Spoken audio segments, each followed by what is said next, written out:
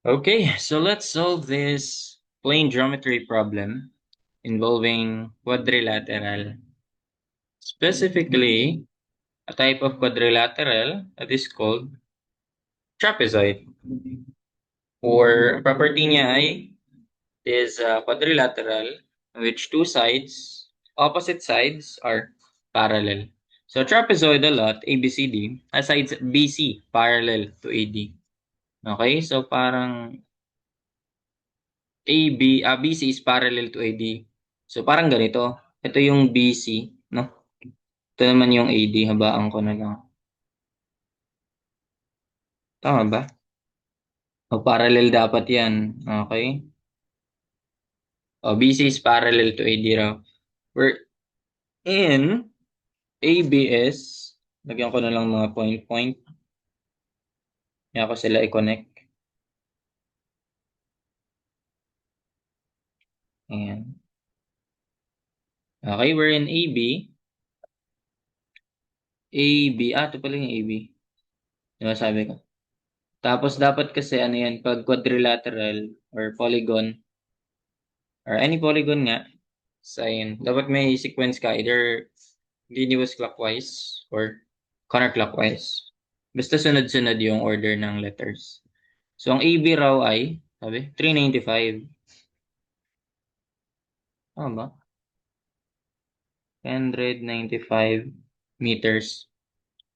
And, tama ba? AB and ADI, ay, what's ito? Typo. Tapos, ang ADI, 530. 530 meters. And si BCI, si BC equal to AD. Equal pala to sila. Equal ba sa drawing ko? Mukha naman, no? So, sige, pangalanan na lang natin yung unknown X. X na lang pangalan natin yun. Okay, so BC is equal to AD, parehas yan sila. So, angle CDA, yung gitna ay yung vertex. So, that is 86 degrees. 86 degrees. And 86 degrees. Okay. So, determine the area of the lot. So, ano ko? Hindi siya yung usual na trapezoid, no? Na ang given ay dalawang bases, length ng dalawang bases, tas yung height. Or meron naman, hindi given yung height, pero yung parehas na base angles ay given. And dito isa lang. Grabe. Malala talaga to. Sige, solve natin.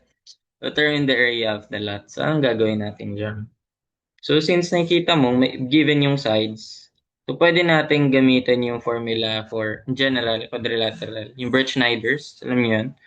Yung parang herons. So, yun, para ano. Kailangan nun ay mga side and yung opposite angle. Pwedeng ito or ito. Sige, so anong gagawin natin dyan? Or, kung di ka fan nun, pwede ka namang mag-triangle. Hatiin mo yan. Yan o. Area nito, plus area nito. Pwede yun. Pakita natin both. Okay? So, anong gagawin natin? Siyempre, utilize muna natin yung mga given. Di ba, etong 86, yun yung ibinigay na angle, no? Pero, alam mo bang makakuha ka pa ng ibang angle gamit yan? I-drop mo to. Gawa ka ng line dyan sa C. Baba mo. Ano na form mo? Di ba right triangle? Na-form ka ng right triangle. Yan, no? O, ibig sabihin, 90 degrees na to. Di ba? 90 degrees na to. So, 90 degrees na lang kailangan nito. May 86 ka na. So, 4 degrees na lang to. O, kung 4 degrees yan, 90 degrees to, edi yung buong C ay 94 degrees. O, sobra pala yung ano ko. Sobra pala yung draw ko. 94 degrees. O, ayan. O, di ba? Pwede mo na makakuha na ano. Cosine law. Pwede ka mag-cosine law dyan. Cosine law ka dito. Equate mo sa cosine law dito. Gamit yan. O, di masasolve mo. Di mo pala kailangan to. Kasi minsan, itatanong din ano yung length ng diagonal from B to D. Pwede ganun, itatanong yun. Sige, kaya discuss natin yun. So, saan tayo magmumula? Siyempre, dun sa may maraming given. Ito. Di ba meron kang side, side. So, kailangan mo lang ng isang angle. Ito wala kang makuha dyan. Ito wala. Ito, may makukuha ka dito. Paano? Automatic bang kalahati yan? Tingnan natin. 'Di ba right triangle to? I mean, isosceles triangle. 'Di ba? So, XX. So, ibig sabihin, yung base angle niyan is R, congruent din. 'Di ba? So, ayan, 194 to. So, ang sum of interior angles ng triangle ay, 'di ba, 180?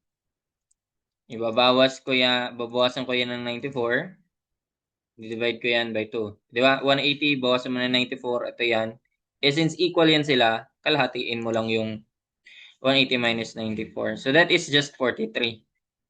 Eh, ano yung 43? Di ba kalahati yun ng 86? Ayun. So, ibig sabihin, nagkataon lang din na ma-half to.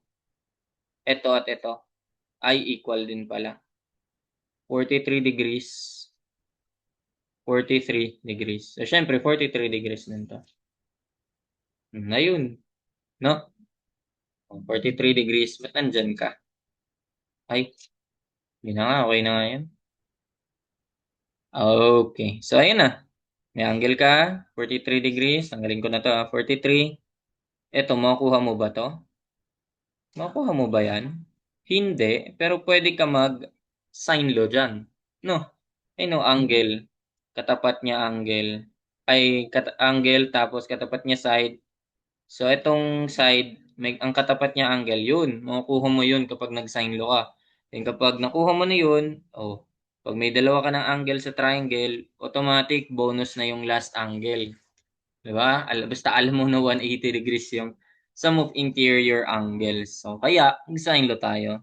Solve muna natin yung ito. Pangalanan ko tong alpha. Pangalanan ko yung alpha. Angle eh. Ito pangalanan kong beta. Ay, parang pangit. Ito yung beta kasi nasa B siya. Trip ko lang. Beta.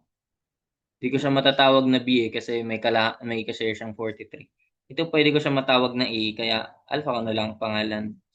Ganun.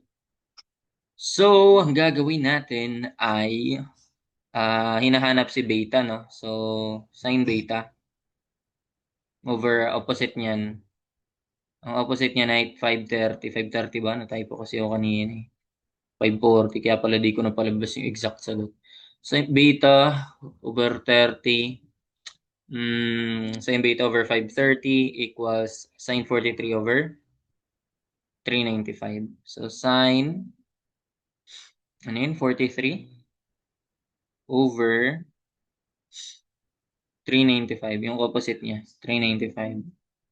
Actually, pwede din yan ay, hindi pala. Hindi pala binigay ito, oh. Hanggang lang magagamit natin for sin law. So, ang beta ay, be. So, 530 sin 43 divided by 395. So, ito yung beta. Ay, wait lang. 530 sin 43. Okay. Tama naman. Arc-sin lang natin. Taka ako eh. 66.218. Arc-sin. Diba? Okay. Ang ganda pala. 0-0 na siya. Pero store pa rin natin yan. Store natin yan. Sayang kung nag-ano sana ako. Ang gusto ko siya i-store sa ano? Sa A? Hindi, okay na yan. 66.218. Hindi na tayo mag-store. 0-0 naman yung sunod eh. 66.218 degrees. Ayan. Bahin ko na ng kulay. Yung mga kailangan natin. Beta. So, syempre, automatic na yan si alpha. Di ba? Si alpha, automatic na yan. Bonus na yan. 180 minus na lang yun. Ay, ano ba? 180. Mali pala. 180. Bawas yan. Bawas yung 43. Bawas 43. Bawas tong beta. Yun yung alpha natin. Tama. So, 180 minus 43 minus, kahit di mo isarado yun, okay lang yun eh. Oh, 77.782. Ito na lang, store ko na lang nga lang to. Store ko na to sa A, B, C, D, E. Hmm, F na lang. Trip ko lang. Joke lang sa A na nga lang. Sige, tuloy na lang natin yan. 7, may gagawin kasi sana ako, kaya ayoko mag-store sa A, B, C, D. Pero sige, wag na lang.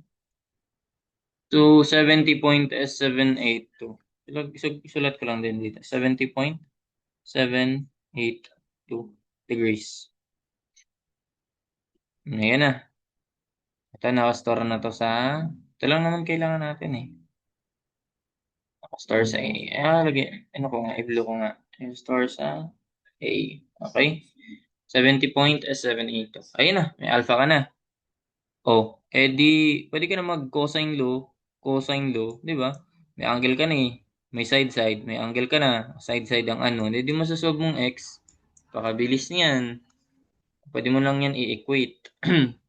O, cosine law ka lang dyan. Angas, ginagamit na sine law. Napagamit pa ng cosine law. Angas ng problem.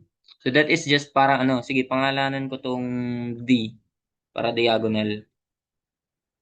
Parang nangyari lang dyan is d squared equals d squared. No? Baga d squared is, alam naman siguro yung cosine doon, no? So, x squared plus x squared. Lagay ko na lang siya as 2x squared. Minus twice ng product nila, xx yun. 2x squared. Pero di yan 0. At may cosine ka pa nung katapat na angle, 94. Equate ko lang yan sa yung d squared naman dito. So, that will be sum nung square ng sides, 395 squared. Sum ng squares. O, tama naman. 395 squared plus 530 squared. 530 squared minus twice ng product nila. Twice ng product nila. So, twice ng 395 times 530. Twice ng product nila, then cosine ng angle. Nakatapat. Cosine alpha. O, diba? Di masasolve mo si x. X marks the spot. Pag nakuha mo na si x, edi mag-Bretschneiders ka na lang. Ano, shift store ay solver ba yan? Sige, pwede na. Solver na lang. Natamad na rin ako. So, 2x squared minus 2x squared cosine 94 equals 395 squared plus 530 squared minus twice ng 395 na by 530 cosine alpha nasa A. Ulit nga. 2x squared minus 2x squared cosine 94 equals 395 squared plus 530 squared minus 2 times 395 by 530 cosine alpha. Ningal ako dun. Sige, so ang A natin is 7.782 and solve for x siguro ano, halatiin natin yung 500. Assumption lang. 500. Kinalahati nga ni, sige nga 250. Ayun, is 373.899 sa meter. Ayan, nakastore na yan sa X. Lagay ko pa ba? Sige. Ayan, store sa X. Ayan na. Meron ka na. Meron ka nang ng mga side. Then, ito at ito, meron ka na. Pwede rin ito at ito, pero ito na lang piliin natin. Pwedeng A plus C, pwedeng ito plus ito. Di ko naman kasi sinistore yung B eh. So, sige. Pakita natin yung dalawang solution. So, to solve for the area, be using Bretschneiders. So, tanda pa naman siguro yung sa ano, no? Sa Herons. So, similar, medyo magkalapit sila in a way. Yung semi-perimeter. Pero di ba sa Herons may S muna? Ito wala. S minus A, S minus B, S minus C, S minus D, S minus C, S minus D, minus A, B, C, D. Dali lang kabisaduhin. Cosine squared, tas yung angle, sum nung dalawang angle nung magkatapat. Pwedeng A plus C na lang gamitin ko. Pakalahatiin mo yun. A plus C over 2. And lahat yan ay naka-square, a root.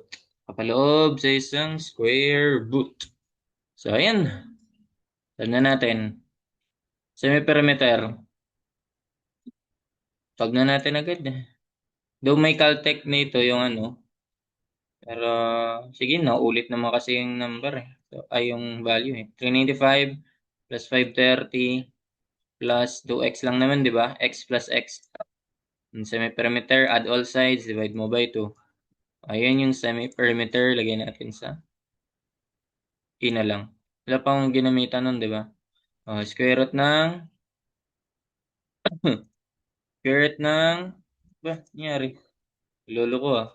E minus 395 times E minus, pwede rin 530, E minus x.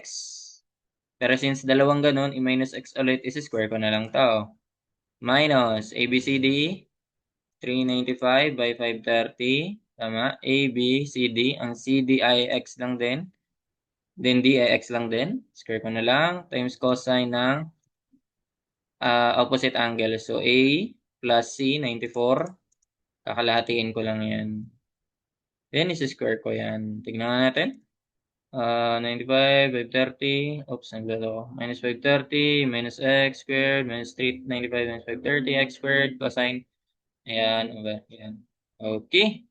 So, calc. Yan semi-perimeter. Ito yung distance. Ito yung angle. And voila. Yan, tama na. So, ayun. Same ba? 168,571.60. Nice.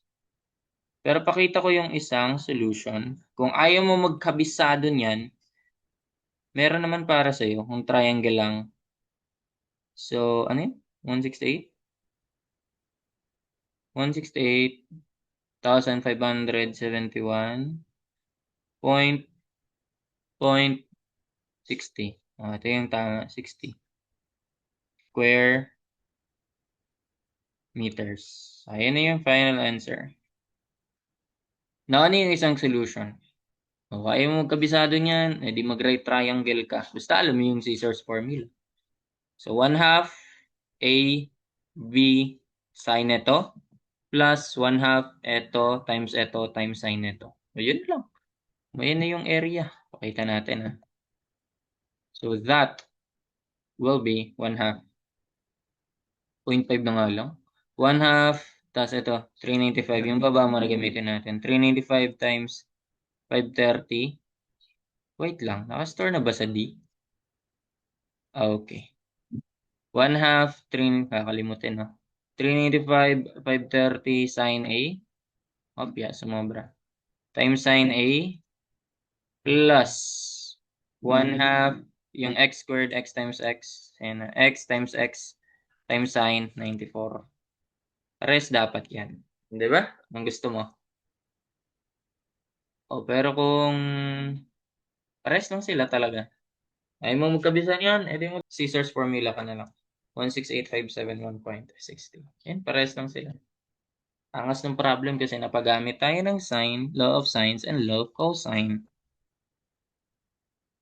And I guess that's it for this problem. Hope you learned something.